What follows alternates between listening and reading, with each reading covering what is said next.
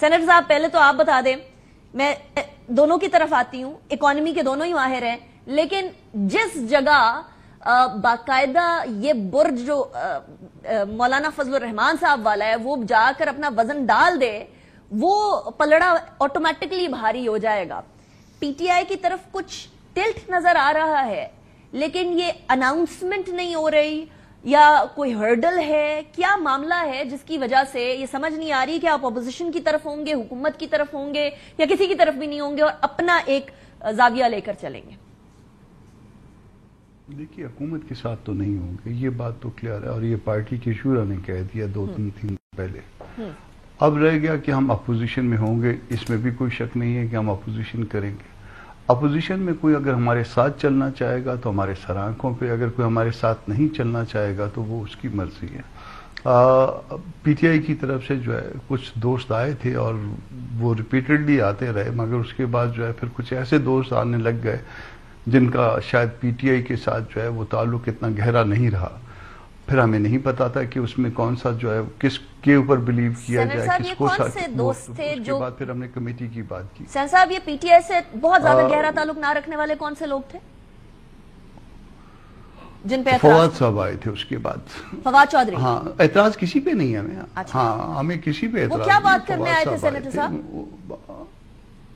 انہوں نے بھی پی ٹی آئی کی طرف سے بات کی، تو پھر اس کے بعد جو ہے پھر مولانا صاحب کی طرف سے یہ بات آئی کہ بھئی ہم نے کس سے بات کرنی ہے، کوئی کمیٹی آپ نے کہا تھا فارم ہوگی تاکہ ہم کسی سے متعلق بندے سے بات کریں جس کی طرف سے آپ کی اتھورائزیشن ہے۔ ہمیں کسی بندے پہ کوئی اعتراض نہیں ہے کہ کس سے بات کی جائے، مگر اس کی اتھورائزیشن ہونی چاہیے۔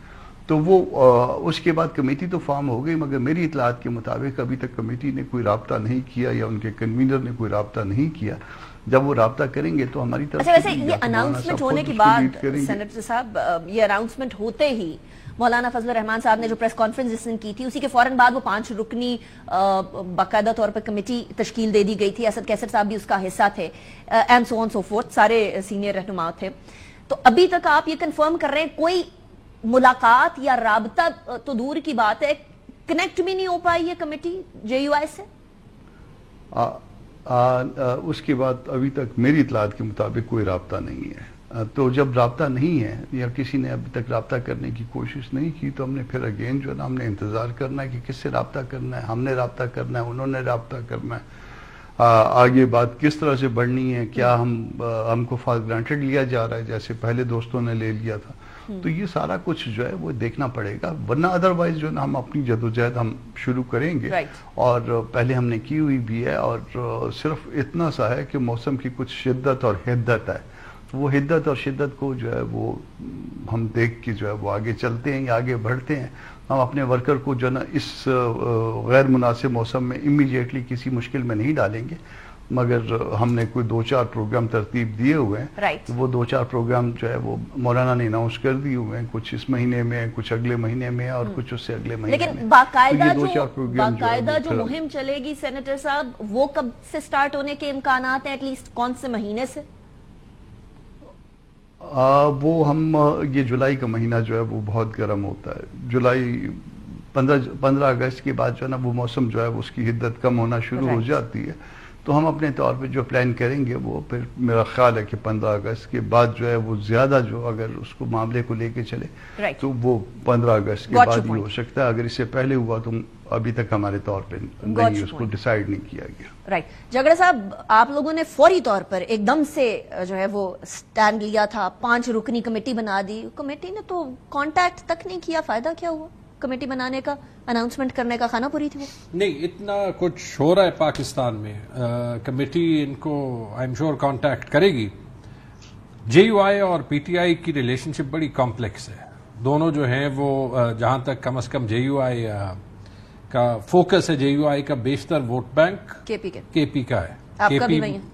ہمارا اکراس پاکستان ہے، لیکن کے پی میں سب سے بڑی پارٹی جو ہے وہ پی ٹی آئی، تو نیچرل پولیٹیکل رائیولز ہیں۔